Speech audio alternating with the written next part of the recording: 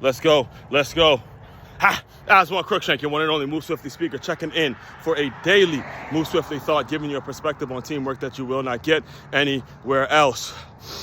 It's football, baby. It's football, baby. A lot of things going on in terms of the football world where the men are starting to separate themselves from the boys. All right, the men are separating themselves from the boys. The great teams are separating themselves from the mediocre teams, the teams that was all hype versus the teams that are really about to make some major things happen, make some shit happen, to go get that jewelry, go get that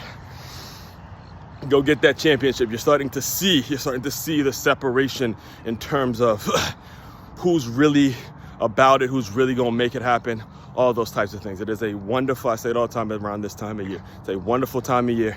Got football ramping up, got basketball coming soon, you got baseball in postseason, you got hockey games, scrimmage, I mean just all sports all the time. And it's a lovely, lovely thing, beautiful thing. Love this time of year, right? Now, yesterday I was at a youth football game. This was 8 and under, so third graders and under, right? And it was two very evenly matched teams. And the reason that the team lost and the team that lost and the team that won actually won was all play calling, all coaches who are outsmarting themselves or trying to outsmart themselves or overthinking things and spending too much time drawing up plays with X's and O's and doing all sorts of shit as opposed to just going with what works. One of my favorite lines in coaching, I believe I read this, I think it was Coach K's book, if I'm not mistaken. I believe it's a book titled Leading with the Heart, in which Coach K, famous, Hall of Fame basketball coach, arguably the greatest basketball coach ever. Some people would argue that he is the greatest basketball coach ever, Coach K.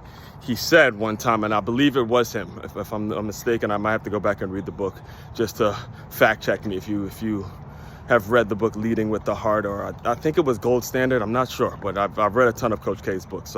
But anyway, the quote was, he said, before you can start talking X's and O's, you got to figure out who's the X and who's the O. All right, before you can start talking X's and O's, you got to figure out who's the X and who's the O. Yesterday at this game, this is a game of third graders, all right? The team that lost was making some major things happen by keeping the ball on the ground, just keeping the ball on the ground, hand off left, hand off right. My man, the cat that was making all the plays, he was number one. It was just bang, bang, bang. And he's, breaking 50, 60-yard runs and just turning up, right? Actually, he caught an interception and brought it back, and that gave them the lead. So many things was going on where it was just if you were watching the game, you said, look, if you're the team in yellow, just get the ball to number one. Just get the ball to number one, and he's going to take you there. Especially in a close game like this. Just get him the ball, and they're going to take you there. Instead, what this coach decided to do in major moments, key third downs, key fourth downs, all those kinds of things, he takes his quarterback and he tries to run, posts and corner routes and trying to throw fly routes and all this kind of shit. The kid could barely throw 20 yards, and he's trying to launch the ball and throw in routes, all sorts of things, just trying to sling the ball all over the field where it made no sense. And essentially, here's what happened. I'll give you the result.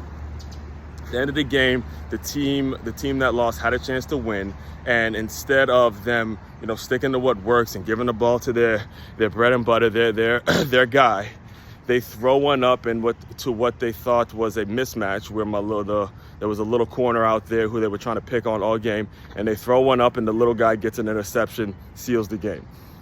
Outsmart himself. And this is the same thing. These kinds of things, these kinds of principles can be applied to business, because again, so many of you get into business. You get a fancy website, you get a fancy slogan, you get a fancy logo, you get a t-shirt, you get all sorts of things that have no bearing, have nothing to do with you creating sales, as opposed to getting on the phone and grinding, putting in the work that you need to be putting in.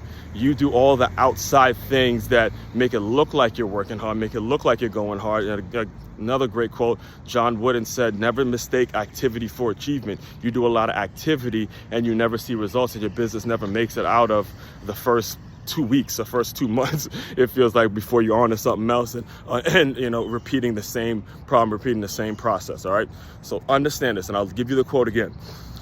before you start talking X's and O's, you got to figure out who's the X and who's the O. Before you start talking logos and slogans and websites and all the other things that come along with, you know, running a business, you got to figure out who you're selling to. Who exactly is it that you want to serve every day? All right. I do a ton of topics like this. This is my bread and butter right here. This is my role in life, is to take what happens on the football field and apply it to business. This is really where I'm in my sweet spot. Main website to check out to dive deeper into my work, makeyourmove.com. That's makeyaMove.com. One-stop shop for all your teamwork and your self-development needs. Aswand Cruickshank, your one and only Move Swiftly speaker, checking out. You guys continue to move swiftly. We will talk more soon.